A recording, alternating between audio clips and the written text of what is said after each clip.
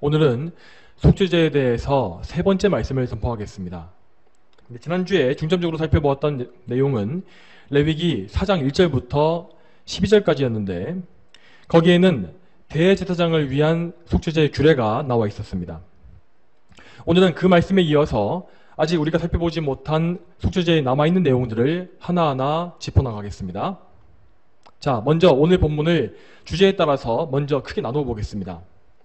첫 번째로 4장 13절부터 21절까지 말씀은 이스라엘 온 회중이 범죄했을 때 드리는 속죄제의 규례가 나옵니다.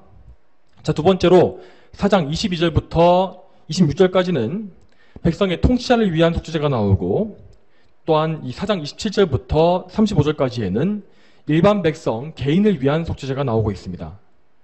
이 모든 속죄제의 규례는 고의적인 죄가 아니라 부지 중에 지은 죄에 대한 것임을 기억하시기 바랍니다. 자, 또 이어서 5장 1절부터 13절까지 말씀에는 일반 백성이 드리는 속죄제에 대한 부연 설명이 나오고 있습니다. 자, 이 부분에서는 부지 중에 지은 죄에 속한 죄들이 무엇인지를 알려주고 있고, 또 이어서 이 백성 중에서 가난한 사람들에게 허락된 속죄제물이 무엇인지를 말씀하고 있습니다. 자, 그러면 먼저 4장 13절부터 21절까지 나와 있는 이스라엘 회중을 위한 속죄제를 살펴보겠습니다. 자, 회중 전체의 속죄제는 대제사장을 위한 속죄제와 완전히 똑같은 규칙을 따르고 있습니다. 우선 제물의 종류가 수송아지로 동일하고, 또한 성소 안에까지 피를 뿌리는 것 역시 동일하며, 이 마지막에 진 밖에서 제물의 남은 부분을 태우는 것 역시 똑같습니다. 여러분, 이스라엘 백성은 다른 모든 이방 민족과 다르게 하나님께서 특별히 선택하시고 언약을 맺으심으로써 거룩하게 구별하신 백성입니다. 따라서 그들은 하나님을 믿는 가운데에 책임 있고 거룩한 삶을 살아야 했던 것입니다. 또한 이스라엘 회중은 대제사장의 중보적인 사역을 통해서 성소와 지성소에 들어갈 특권이 있었습니다. 비록 그들 각 개인이 직접 회막에 들어가는 것은 아니었습니다. 하지만 그 회중 전체에 대해서는 대제사장을 통해서 간접적으로 회막 안에 들어갈 수 있는 특권이 있었던 것이죠.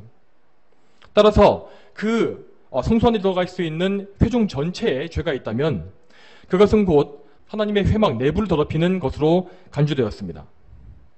자, 여러분, 이스라엘 백성들은 그들의 영적 지도자로 세워진 제사장들이나 레위인들을 통해서 율법을 배워야 했고, 그 율법이 정해진 대로 하나님께 순종해야 했습니다. 신명기 6장 4절과 5절 말씀에서 하나님은 이렇게 명령하십니다. 들어라 이스라엘아, 여호와는 우리 하나님이시고 여호와는 한 분이시니 너는 내 마음을 다하고 내 목숨을 다하고 내 힘을 다하여 여호와 너희 하나님을 사랑하여라.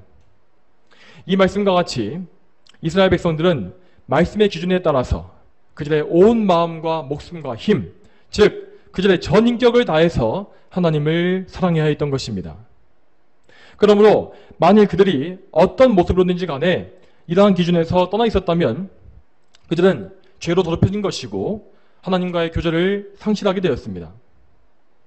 자, 13절을 보게 되면 그들이 부지 중에 지은 죄가 회중의 눈에 감추어졌을지라도 그것은 죄가 된다라는 말씀이 나오고 있습니다. 이 말씀처럼 사람이 알고 있든지 그렇지 않든지 하나님 앞에 죄는 죄인 것입니다. 만일 그들이 끝까지 그들의 죄를 깨닫지 못했다면 그들은 하나님 앞에 죄 씻음을 받지 못했을 것이고, 그러면 그들은 더욱더 큰 죄에 빠져들어갈 수밖에 없었습니다.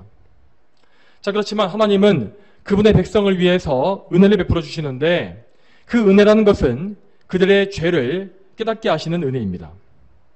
이어지는 14절 말씀에 이렇게 나와 있습니다. 자, 그들이 범한 죄가 알려지면, 이렇게 회중의 죄가 알려지는 방식은 주로 하나님의 말씀이 선포되는 것을 통해서 이루어졌습니다. 하나님은 선지자들이나 제사장들, 레위인들을 통해서 말씀을 주로 전하게 하셨고, 또는 백성 가운데 경건한 한 성도에게 하나님의 영을 보내주셔서 그로 통해서 말씀을 선포하게 하셨습니다. 이렇게 말씀이 선포되었을 때에 백성들은 그 말씀을 통해서 죄를 깨닫고 하나님께 돌아가기를 힘써야 했습니다. 이것이 바로 속죄제에서 요구되는 회개인 것입니다. 또한 여기에서 우리는 이 죄의 속성에 대한 교훈을 한 가지 더 얻을 수 있습니다. 자, 그것은 하나님께서 이 각 개인의 죄보다 집단적으로 저지르는 죄를 더욱더 무겁게 보신다는 사실입니다. 여러분, 이러한 원리에 의해서 하나님은 한 개인보다 한 교회 전체가 하나님 앞에 죄를 지을 때에 그것을 더욱더 크게 보십니다. 교회 안에서 비성경적인 사역이나 비성경적인 예배가 행해지고, 또한 성경에서 이탈된 잘못된 말씀이 선포되고 있음에도 불구하고 그 교회의 회중이 거기에 동조하고 협력할 때에 그것은 하나님을 격분하시게 하는 무거운 죄가 되는 것이지요. 더 나아가서 한 교단 전체나 한 나라의 기독교 전반이 비슷한 죄에 합세하고 있다면 그 파괴력은 정말 이루 말로 다할 수 없게 될 것입니다. 자, 그렇지만 이러한 집단적인 죄는 그것을 깨닫고 회개하는 것이 정말 어렵습니다. 여러분, 잘 생각해 보십시오. 자, 단 한 사람이 회개하는 것도 너무나 어려운 일인데 다수의 사람이 한꺼번에 죄를 알고 회개하는 것이 과연 쉽겠습니까? 여러분, 그래서 이 만일 한 교회 안에서 목회자 한 사람이 깨어나서 회개를 외칠지라도 이미 그 교회 안에는 하나님 말씀을 멀리한 자가 가득 차 있기 때문에 그들은 회개를 거부하게 될 것입니다. 그러면 결국 목회자가 쫓겨나거나 교회가 분열되는 상황이 벌어지겠죠. 또한 교단적인 차원에서 마찬가지로 복음과 관련된 핵심 교리에 대한 각성이 일어나게 되면 그 교단은 분열될 것입니다. 여러분, 그렇지만 이렇게 진리를 위해서 분열되는 것은 죄가 아닙니다. 그럼에도 불구하고 오늘날 사람들은 이 모든 분열 자체를 죄악시하고 두려워하기 때문에 말씀에 따라 회개를 외치더라도 묵살해버리는 경우가 대부분입니다. 사실상 오늘날 한국교회는 비성경적인 신학과 교리, 비성경적인 교회 운영, 왜곡된 신앙이 너무 깊게 자리 잡고 있어서 마치 이것이 표준이고 정통인 것처럼 여겨지게 되었습니다. 이런 상황이 되었기 때문에 지금은 옛 신앙과 옛 복음을 전하고 철저한 개혁을 외치게 되면 그것을 무슨 이단처럼 취급하면서 거리를 두는 일이 비일비재한 것입니다. 그렇지만 여러분, 그럼에도 불구하고 우리는 한국교회의 대대적인 회개와 개혁을 위해서 끊임없이 기도해야 합니다. 많은 사람의 눈이 열리고 교회들 안에 있는 수많은 죄를 알게 해달라고 계속 강구해야 하는 것입니다. 느헤미야 8장을 보게 되면 거기에는 느헤미야가 예루살렘에서 일으킨 대대적인 회개운동이 기록되어 있습니다. 자, 그 말씀에서 학사 에스라가 율법을 선포하자 그 율법을 들은 모든 백성은 크게 울었다고 나와 있습니다. 그들이 얼마나 크게 통곡하고 크게 슬프게 울었던지 느헤미야와 레위지파의 사역자들이 그들을 위로하고 권면해야만 할 정도였습니다. 그때 백성들은 이제까지 범했던 자신들의 죄를 깨닫고 죄에서 돌이켰습니다. 그 결과 이스라엘은 하나님과의 관계가 회복되었고 그분 앞에서 기쁨으로 초막절의 절기를 지켰으며 또한 계속해서 율법을 배워나가게 되었습니다. 그리고 그 이후로도 계속해서 더 철저한 회개가 이어졌다고 나와 있습니다. 여러분, 이 말씀은 회중 전체가 회개함을 통해서 그들 안에 정상적인 신앙생활이 회복되었다는 말씀입니다. 말씀을 선포하고 말씀을 배우며 또한 하나님 앞에 나아가고 그리고 반복해서 죄를 회개함으로써 철저히 하나님 앞에 순종하는 이러한 온전한 신앙의 모습이 이스라엘 백성 안에 회복된 것입니다. 여러분, 지금 우리는 느헤미야 때와 같은 이런 대대적인 회개와 각성을 위해서 정말 포기하지 말고 기도해야 합니다.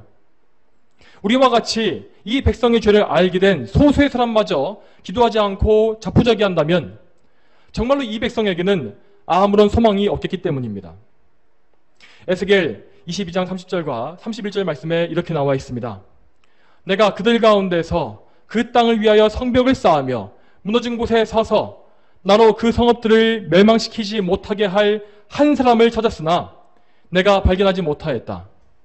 그러므로 내가 내 진노를 그들에게 쏟고 내 경노의 불로 그들을 멸하며 그들의 행위를 그들의 머리에 돌렸다. 주 여호와의 말이다. 성도 여러분, 우리는 이 에스겔서의 말씀과 같이 정말 안타까운 마음을 가지고 한국교회를 위해서 기도할 수 있어야 합니다. 이 나라 교회가 정말 올바른 올바른 교리를 회복하고 그 참된 교리를 바탕으로 해서 성경적인 말씀을 선포할 수 있도록 강구하는 것입니다. 그리고 그 성경적인 말씀 사역을 통해서 많은 사람들이 성령님의 은혜로 말미암아 거듭나고 회심하며 그래서 참으로 하나님 앞에 살아있는 신앙생활을 할 수 있도록 계속 기도해야 할 것입니다. 이제 다음으로는 이 4장 22절부터 26절까지를 보겠습니다. 자, 이 부분은 통치자들의 죄에 대한 속죄제를 다루고 있습니다. 자, 이 말씀에서 통치자들이란 주로 이스라엘의 12지파의 족장들을 가리키는 것입니다. 자, 그 통치자들의 죄는 일반적인 백성들 한 사람의 죄보다 훨씬 파급력이 컸기 때문에 자, 일반 백성들보다 한 단계 위의 제물을 요구했습니다. 자, 그렇지만 자, 그 제물의 피를 회막 안까지는 뿌리지 않았고 일반 백성과 동일하게 번제단과 회막의 뜰에만 뿌리는 것을 볼 수 있습니다. 자, 지난주에 살펴본 바와 같이 우리는 여기에서 영적인 지도자들이 얼마나 큰 책임을 맡고 있는지를 알 수가 있는 것입니다. 여러분, 하나님 앞에서는 분명히 정치 권력을 가진 이런 통치자들보다 영적 권위를 가진 사역자들의 죄가 더 무겁고 중요하다는 것입니다. 그런데 우리는 보통 모든 이 사회 도덕의 문제에 대해서 가장 먼저 세상 권력과 정치 이념의 문제를 먼저 따지지 않습니까? 그렇지만 하나님께서 보시기에 가장 중요한 문제는 교회가 그분 앞에 어떻게 서 있느냐 하는 문제인 것입니다. 왜냐하면 교회는 그리스도의 몸으로서 그리스도를 통하여 하나님 앞에 나아가고 그분 앞에 서 있는 존재이기 때문입니다.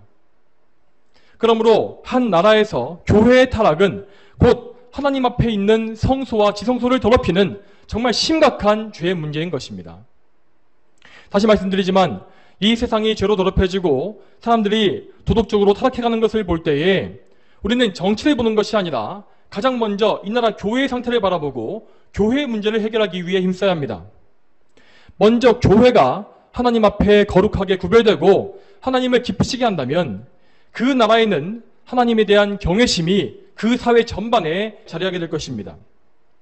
그렇지만 반대로 교회가 하나님을 버리고 말씀을 떠난다면 그 나라의 정치 권력을 비롯해서 모든 분야는 다 하나님을 멸시하고 교회를 경멸하게끔 되어 있습니다. 우리는 이러한 영적 질서를 올바르게 아는 가운데에서 이 세상을 바라볼 수 있어야 할 것입니다. 자, 이제 그 다음으로 나오는 말씀은 4장 27절부터 35절까지 말씀입니다. 자, 여기에서는 이스라엘 백성 각 개인의 죄를 씻기 위한 속죄제가 나오고 있습니다. 먼저 4장에서는 암염소나 암양의 새끼를 제물로 바치는 규례를 말씀하고 있습니다. 자, 이것이 바로 이 가장 일반적인 속죄제의 제물이었습니다. 그렇지만 분명히 백성들 중에는 이렇게 값비싼 가축을 바칠 만한 여력이 없는 사람들이 많았습니다. 그래서 하나님은 그들이 감당할 수 있는 속죄제 제물을 정해주셨는데 그것은 비둘기 2마리 혹은 고운 밀가루 10분의 1 에바라고 나와 있습니다. 자, 이 말씀은 5장 7절부터 13절까지 나오고 있습니다. 자, 여러분, 이처럼 하나님 앞에 죄를 회개하고 정결함을 입는 것은 모든 사람에게 다 요구되는 것입니다. 그가 아무리 가난하고 또한 세상적으로 아무것도 가지지 못했다 할지라도 그것은 상관이 없습니다. 모든 사람은 예수 그리스도를 믿음으로 그분의 희생제사를 통해서 죄의 용서를 받아야만 합니다. 여러분, 구약시대의 이스라엘은 자신의 경제력에 따라서 각기 다른 제물을 바쳐야 했습니다. 하지만 신약시대에는 오직 한 분이신 예수 그리스도만이 우리를 위한 속죄제물이 되십니다. 하나님의 어린 양이신 예수 그리스도께서 자신을 드리신 그 한 번의 희생제사로 인해서 우리는 지금까지도 하나님 앞에 담대히 나아갈 수가 있는 것입니다. 그리고 이 말씀에서는 우리의 회개와 믿음이 하나님 앞에 어떻게 연락되는지를 알 수가 있습니다. 4장 31절 말씀 보겠습니다. 4장 31절 말씀 이렇게 나와 있습니다. 그는 그 모든 기름을 화목제물에서 기름을 떼어낸 것처럼 떼어내야 하며 제사장은 여호와께 향기로운 냄새가 되도록 제단 위에서 불사를 것이니 제사장이 그를 위하여 속죄하면 그는 용서받을 것이다. 자, 이 말씀에서 이 제물의 기름을 태우는 냄새는 하나님 앞에 향기로운 냄새라고 말씀하고 있습니다. 자, 여러분, 그렇지만 이 동물의 지방과 이 나무 장작이 타는 냄새가 얼마나 향기로울 수 있겠습니까? 자, 여기에서 향기롭다라는 말은 히브리어 원어에서 고요하다, 평온하다라는 뜻이라고 합니다. 자, 그러니까 이 말씀은 속죄 제물이 불타는 이 냄새가 하나님의 마음을 고요하고 평온하게 한다는 의미인 것입니다. 여러분, 이것이 무슨 말씀입니까? 자, 우리의 죄에 대한 하나님의 공의가 만족되고 그분의 진노가 가라앉는 것을 의미하는 것입니다. 예수 그리스도께서 이루신 속죄의 효과가 바로 이러합니다. 예수 그리스도의 십자가로 말미암아 우리의 죄의 모든 대가는 다 치러졌고 죄의 오염 역시 완전히 정결하게 된 것입니다. 그러므로 이제 우리와 하나님 사이를 갈라놓았던 모든 죄의 문제는 해결되었고 이제 하나님은 그분의 공의에 손상을 입지 않으시면서도 우리를 받아주실 수 있는 것이죠.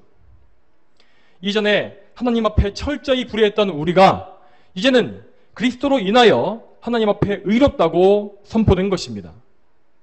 여러분 모두가 이 사실을 반드시 믿으시고 여러분의 의가 되시는 예수 그리스도를 바라보시기 바랍니다. 자, 다음으로 레위기 5장을 보겠습니다. 자, 레위기 5장 1절부터 4절까지를 보게 되면 속죄제를 드려야 하는 죄의 종류들이 무엇인지가 나와 있습니다. 자, 이 죄들은 모두 다 고의적인 죄가 아닙니다. 이것은 자신의 연약함과 두려움 때문에 지은 죄이거나 혹은 율법을 몰라서 지은 죄이거나 아니면 경솔해서 지은 죄들입니다. 먼저 1절을 보겠습니다. 어떤 사람의 지은 죄에 대하여 증인이 되라는 간청을 받고 그가 증인이 되었음에도 그가 보고 아는 것을 말하지 않는다면 그는 그의 죄를 짊어져야 한다. 자, 여러분, 이것은 어떤 사건을 보고 들은 그 사람이 증인으로서의 역할을 하지 않는 경우를 말하고 있습니다. 그러니까 재판장이 증인을 불렀음에도 불구하고 그가 나와서 증언을 해주지 않고 침묵하는 경우인 것입니다. 자, 그런데 만일 그 증인이 하나님에 대해서 열심을 가지고 있었다면 그분의 공의가 이루어지기를 바랐을 것입니다. 그러면 그는 그 재판에서 하나님의 공의가 드러나게 하기 위해서 용기를 내어서 증언을 할 수 있었겠지요. 하지만 그 사람은 두려워하는 마음 때문에 혹은 태만함이나 무신경함 때문에 이런 잘못을 범한 것입니다. 물론 이것은 고의로 위증한 것이 아니기 때문에 악한 의도로 지은 죄는 아닙니다. 하지만 하나님은 그 마음의 불신앙과 또한 그 불신앙 때문에 생겨나는 게으름과 두려움 역시 죄로 여기시는 것입니다. 또한 5장 2절과 3절을 보게 되면 율법에서 부정하다고 규정한 모든 것을 만지는 경우가 나와 있습니다. 그리고 또 이어지는 4절 말씀에서는 무심코 입술로 맹세하는 경우를 말하고 있는데 이것은 입술로서 하나님 앞에 망령되게 말로 행하는 죄를 가리킵니다. 자, 이 말씀에서 말씀하고 있는 죄는 첫째로 말씀에 무지하기 때문에 짓는 죄와 또 둘째로 하나님을 가볍게 여기기 때문에 짓는 죄라 할 수 있습니다. 먼저 여기에서 무지함 때문에 짓는 죄를 생각해 보겠습니다. 많은 사람들이 이 모르고 범한 죄에 대해서는 가볍게 여기는 경향이 분명히 있습니다. 그렇지만 하나님은 이 말씀에서 말씀하시기를 그것을 몰랐다 해도 그는 부정하고 죄가 있다라고 하십니다. 하나님은 공의로우시며 거룩한 분이시기 때문에 그 어떤 죄도 그냥 덮어놓고 사면할 수는 없는 것입니다. 물론 무지함 자체가 죄는 아닐 것입니다. 그렇지만 말씀에 무지한 것은 하나님 앞에 죄를 짓게 하는 원인이 되는 것입니다. 또한 우리가 충분히 오랜 시간 신앙생활을 했음에도 불구하고 여전히 무지한 상태에 있다면 그것은 우리가 하나님을 알기를 힘쓰지 않은 것이기 때문에 게으름의 죄가 되는 것이죠. 그러므로 우리는 하나님의 계명, 그분의 말씀을 좀 더 정확하고 풍성히 알기를 힘써야 합니다. 여러분, 우리가 말씀을 배우는 목적이 무엇입니까? 그것은 단지 지식을 쌓기 위함이 아닙니다. 우리는 이 지식을 쌓음을 통해서 하나님을 더 알고 하나님을 좀 더 정확하게 섬기며 또한 더욱더 깊이게 하고 싶은 열망을 품어야 하는 것입니다. 그러므로 말씀을 듣고 배울 때에는 우리의 이성과 지적 능력에만 의지하지 말아야 합니다. 우리는 우리의 전적인 타락과 전적인 부패가 우리의 이성 역시 타락하게 있다는 사실을 인정해야 합니다. 따라서 우리는 성경을 배우고 말씀을 들을 때에 언제나 우리를 인도하시는 성령님의 능력을 전적으로 의지하는 것이죠. 성령님께서 우리의 비뚤어진 마음을 곧게 펴주시고 또한 우리의 어그러지고 무능한 지성을 온전하게 해주시기를 기도하면서 말씀을 들어야 하는 것입니다. 비록 성령님은 눈에 보이지 않지만 우리는 마치 그분을 눈으로 보는 것과 같이 믿고 의지합니다. 성령께서는 우리의 어리석음과 연약함을 도와주기 위해서 보내신 받은 분이십니다. 그래서 그분은 보혜사라고 하는 은혜로운 이름을 가지신 것이죠.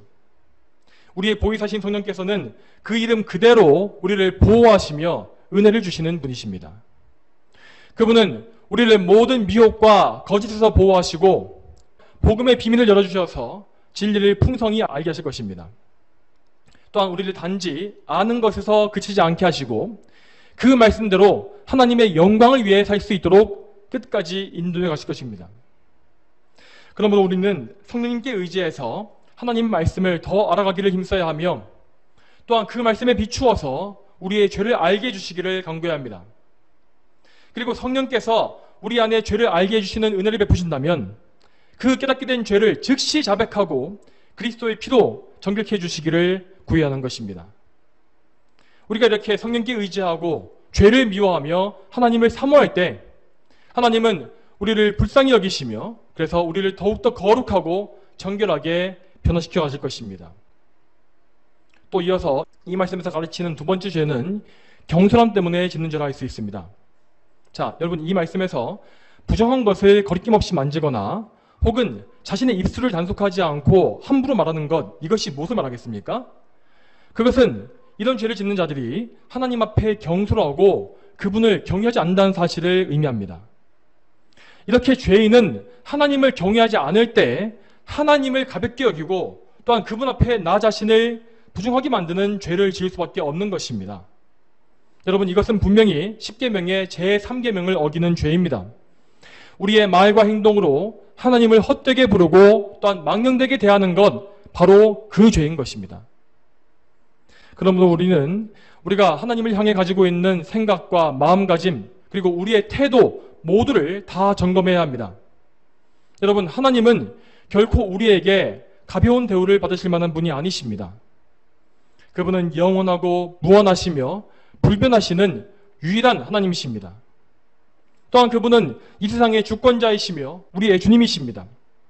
그리고 하나님은 죄인인 우리를 불쌍히 여기셔서 당신의 아들을 보내주신 놀라운 사랑을 보여주신 분이시기도 한 것입니다. 그럼에도 불구하고 왜 우리는 이렇게 하나님을 가볍게 여깁니까?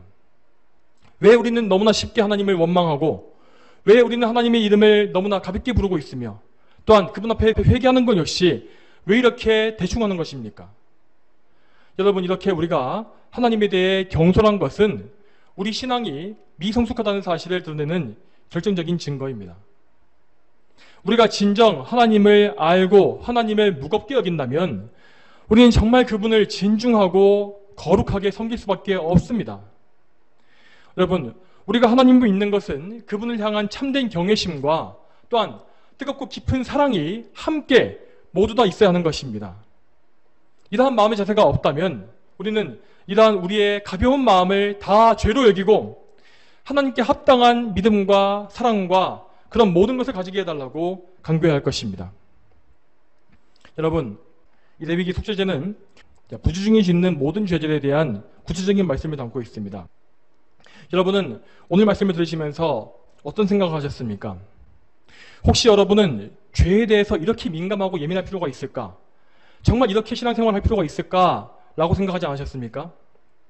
하지만 제가 생각하기에 오늘 말씀드린 것들은 사실 하나님 앞에서 최소한의 기준에도 미치지 못합니다. 옛적에 하나님을 정말 목숨 걸고 사랑했던 우리 선배들은 이것과 비교할 수 없이 더욱더 죄에 민감하고 철저하게 신앙생활을 했었기 때문입니다. 우리가 정말로 하나님과의 관계를 최우선으로 여긴다면 우리는 그분과의 관계를 깨뜨리는 모든 죄에 대해서 그것이 아무리 사소할지라도 결코 가볍게 여길 수가 없을 것입니다. 욥기 1장 5절을 보게 되면 욥이 하나님을 향해서 어떤 경외심을 가지고 있었는지를 알 수 있습니다. 이 말씀에 이렇게 나와 있습니다.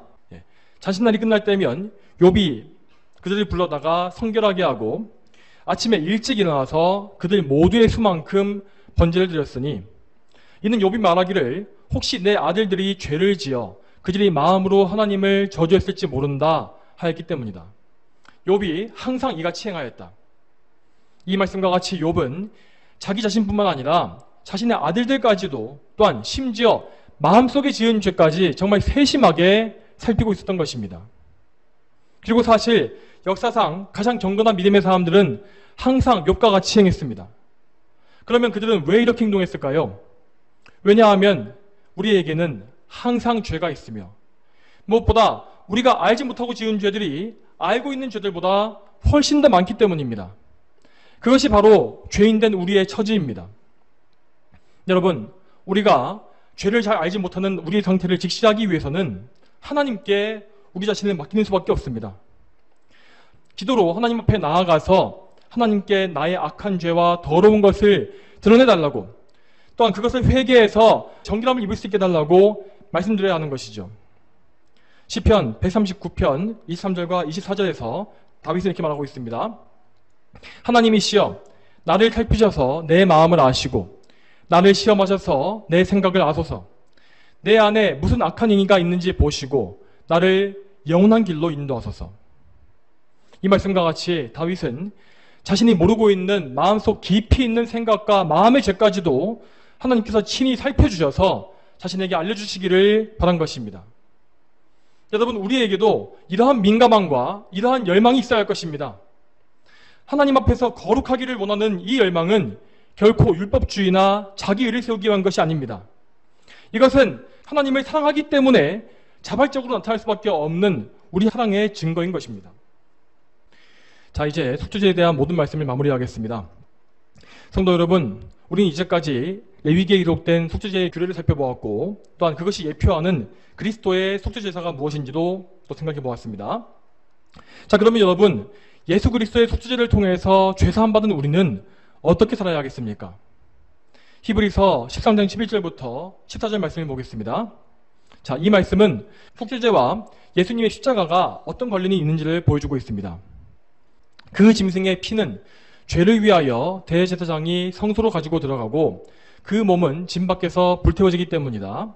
자, 그리하여 예수께서도 자신의 피로 백성을 거룩하게 하시려고 성문 밖에서 고난당하셨다. 그러므로 우리도 그분의 치욕을 짊어지고 진영 밖으로 그분께 나아가자. 여기에 영원한 성읍이 없고 우리는 다만 장차 올 것을 갈망하고 있기 때문이다. 이 말씀과 같이 우리는 예수 그리스도의 희생제사를 통해서 속죄함 받았고 또한 하나님의 소유로서 거룩하게 구별된 자들입니다. 여러분, 우리 예수님께서 어떤 희생을 치르고 우리를 구원하셨는지를 잘 생각해 보시기 바랍니다. 그분은 우리를 구원하시기 위해서 가장 비천한 자로 여김받으셨고 또한 온갖 억울함과 능욕을 받으셨습니다. 그분은 참으로 우리를 대신하시기 위해서 우리의 치욕을 짊어지시고 성문 밖으로 나아가서 고난받으신 분이십니다. 그리고 우리 그리스도인들은 예수 그리스도와 연합된 자들로서 그분께서 당하신 고난과 영광에 모두 동참해 있는 자들입니다. 그러므로 우리는 이 땅에 사는 동안에 우리 주님께서 가셨던 고난의 발자취를 뒤따라가면서 수많은 환난과 어려움을 통과해야 하는 것입니다. 그래서 때때로 우리는 예수님처럼 많은 억울함과 모욕을 당해야 할 수도 있습니다. 왜냐하면 이 세상은 하나님을 미워하고 있으며 또한 그분의 백성 역시 매우 혐오하기 때문입니다. 이 땅 위에는 이 세상 임금인 마귀의 권자가 있으며 또한 그 마귀를 섬기는 자들이 이 세상에 가득합니다. 그러므로 우리는 예수님이 앞서서 당하신 바와 같이 이 세상에서 많은 고난을 감수할 수밖에 없는 것이죠. 혹시 이러한 대접을 받는 것이 억울하시다면 한번 잘 생각해 보시기 바랍니다. 우리 예수님께서는 우리의 왕이시고 구원자이시며 또한 우리의 모범이자 또한 스승이십니다. 그런데 우리가 과연 그 예수님보다 더 나은 대접을 기대하는 것이 맞는 일이겠습니까? 또한 여러분, 하나님께서 우리에게 이토록 많은 고난을 허락하시는 이유는 우리를 그분의 백성으로 삼으신 거룩한 뜻을 이루어가시기 위함입니다. 하나님은 우리의 모든 고난을 통하여서 우리에게 남아있는 모든 죄성과 악한 것들을 제거하시고 우리를 하나님께 합당한 백성으로 변화시키기를 원하십니다. 그러므로 우리는 하나님의 주권에 따라서 우리를 어떻게 처분하시더라도 기뻐해야 마땅합니다. 우리는 그분의 전능한 손에 우리 자신을 맡기고 그분께서 이끄시는 대로 행하기 원하는 마음을 품어야 하는 것입니다. 하나님은 그분의 백성들에 대해서 오직 선한 것만을 허락하시는 아버지십니다. 우리는 하나님께서 그래서 모든 일을 다 합해서 선을 이루어 주실 것을 믿고 그분의 선하심을 미리 찬송할 수 있어야 하는 것입니다. 여러분, 그리고 우리의 인생은 결코 이 세상에서 끝나는 것이 아닙니다. 우리는 예수님의 고난에 동참한 이후에 반드시 그분의 영광에도 동참하게 될 것입니다. 우리 예수님은 구속의 모든 사역을 다 완수하시고 승천하시어서 영광스럽게 개선하셨습니다. 예수님은 당신께서 이루신 모든 공로로 말미암아 영광 받으셨으며 그분의 백성인 우리가 영원히 살게 될 거처를 마련하실 것이라고 약속하셨습니다. 그러므로 우리는 이 땅에 소망을 두지 말고 장차 다가올 영원한 성읍 하나님의 나라를 갈망하고 있는 것입니다. 우리는 앞으로 저 하늘의 도성에 올라가서 그리스도께서 받으신 영광에 동참할 것입니다. 그리스도께서는 그분의 몸이요 신부인 교회와 그분의 영광을 함께 받으시는 것을 기뻐하실 것입니다. 여러분, 우리가 받게 될 이 영광은 이 세상에서 우리가 받는 모든 고난과 좋게 비교할 수 없을 만큼 영광스럽고 클 것입니다. 그 영광을 받을 때에 우리는 이 세상에서 받은 모진 고생과 수고를 다 잊게 될 것이며 또한 무한한 위로를 받고 완전한 기쁨 가운데 하나님을 섬기게 될 것입니다. 여러분, 이것이 바로 예수 그리스도께서 행하신 속죄제사의 결과이며 성경의 약속입니다. 그러므로 우리는 이 땅에 사는 동안에 정말 철저하게 예수님을 따르며 그분을 닮아가고 그분의 사랑을 본받기를 힘써야 합니다. 이것이 구원받은 성도가 품어야 할 마음입니다. 하나님 아버지를 가장 기쁘게 드리신 예수 그리스도처럼 우리 역시 그분을 닮아서 아버지를 기쁘시게 하려는 열망을 품어야 하는 것이죠. 신약 성경에서도 예수님의 희생제물을 가리켜서 이렇게 말씀하고 있습니다. 에베소서 5장 2절 말씀에 그리스도께서 우리를 사랑하시어서 우리를 위해 자신을 향기로운 제물과 희생제물로 하나님께 내어주신 것처럼 너희도 사랑 가운데 행하여라. 사랑하는 성도 여러분, 이 말씀과 같이 우리도 사랑 가운데 행합시다. 예수님께서 보여주신 바와 같이 하나님의 계명대로 하나님과 이웃을 사랑하는 삶을 삽시다. 여러분이 참으로 그리스도의 희생제사로서 죄사함 받은 성도라면 여러분은 계명에 순종하는 삶이 무엇인지를 알 것이고 또한 그렇게 살기를 사모하게 될 것입니다. 이 말씀을 들으시는 분들 모두가 그리스도의 속죄제사에서 은혜를 입으며 참으로 하나님을 경외하고 사랑하는 거룩한 성도가 다 되기를 축복합니다. 다 함께 기도하시겠습니다. 하나님 아버지, 오늘도 저희가 속죄제에 대한 마지막 말씀을 살펴보면서 참으로 우리가 그리스도의 또 희생제사를 통해서 어떤 은택을 입게 되는지 또 알게 하심에 감사드립니다. 참으로 저희가 하나님께서 죄에 대해서 얼마나 세심하게 보시고 또 미워하시는지를 알고 또 하나님의 마음에 합한 자로서 또 살길 원합니다, 주님. 그래서 우리가 참으로 하나님께서 기뻐하시는 거룩하고 또 구별된 삶을 살며 하나님의 영광을 위해서 힘쓰는 그런 인생을 살 수 있길 소망합니다. 감사드리며 예수님의 이름으로 기도 올립니다. 아멘.